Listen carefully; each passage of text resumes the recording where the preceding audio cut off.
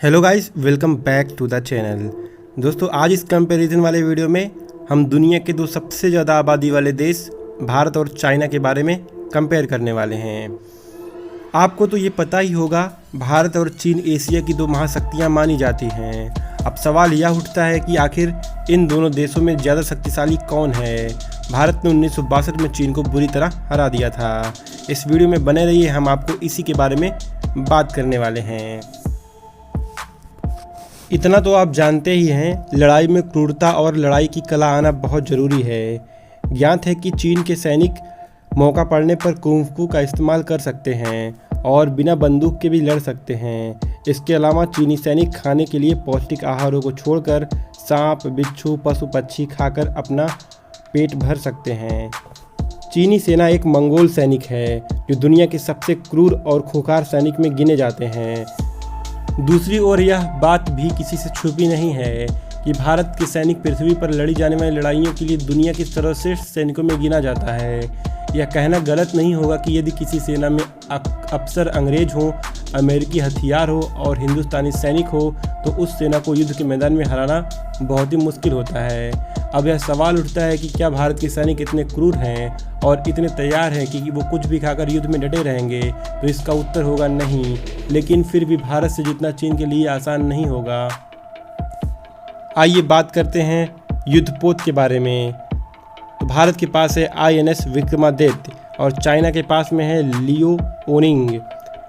भारत की इस INS विक्रमादित्य के बारे में अगर बात करें तो लगभग 30 विमान एंटी मिसाइल प्रणालियां यहां पे तैनात रहती हैं, जिसके परिणाम स्वरूप 1000 किलोमीटर के दायरे में दुश्मन के युद्धपोत को निस्ते नाबूद कर सकती हैं। अगर इसकी चौड़ाई की बात करें तो लगभग 3 फुटबॉल मैच जितनी इसकी चौड़ाई है और इसकी ऊंचाई की बात करें तो लगभग 22 मंजिला इसकी ऊंचाई है।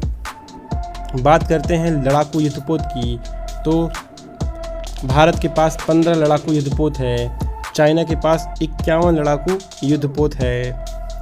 विमान वाहक पोत की बात करें तो भारत के पास 18 और चाइना के पास 48 विमान वाहक पोत है।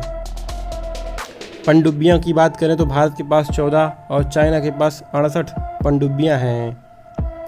नौसेना गश्ती युद्धपोत की बात करते हैं तो भारत के पास 135 गश्ती युद्धपोत हैं और चाइना के पास 220 युद्धपोत हैं। छोटे जंगी जहाज़ों की बात करें तो भारत के पास 20 और चाइना के पास 35 छोटे जंगी जहाज़ की मौजूदगी है। समुद्री बेड़े भारत के पास 295 और चाइना के पास 714 हैं। INS विक्रमादित्य की बात करें तो INS विक्रमादित्य पूर्व सोवियत विमान वाहक एडमिरल गोर्शकोव का नया नाम है। इस विमान वाहक पोत को 2013 में भारतीय नौसेना में शामिल किया गया था। इसकी लंबाई लगभग 3 फुटबॉल मैचों तथा उसकी ऊंचाई लगभग 22 मंजिले इमारत के बराबर है। ये है INS विक्रमादित्य।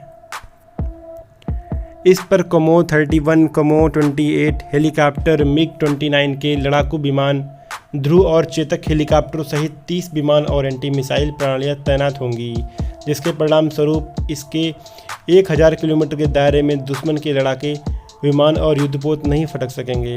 विक्रमादित्य में 1600 लोगों को ले जाने की क्षमता है और यह 32 नॉट 59 किलोमीटर प्रति घंटा की रफ्तार से गश्त करता है और 100 दिन तक लगातार समुद्र में रह सकता है। INS विक्रमादित्य यह पलक झपकते ही चीन और पाकिस्तान पर परमाणु हमला कर सकती है। यह पनडुब्बी 600 मीटर तक पानी के अंदर रह सकती है। यह 3 महीने लगातार समुद्र के भीतर रह सकती है। समुद्र में इसकी रफ्तार 43 किलोमीटर प्रति घंटा है। INS विक्रमादित्य का क्षेत्र।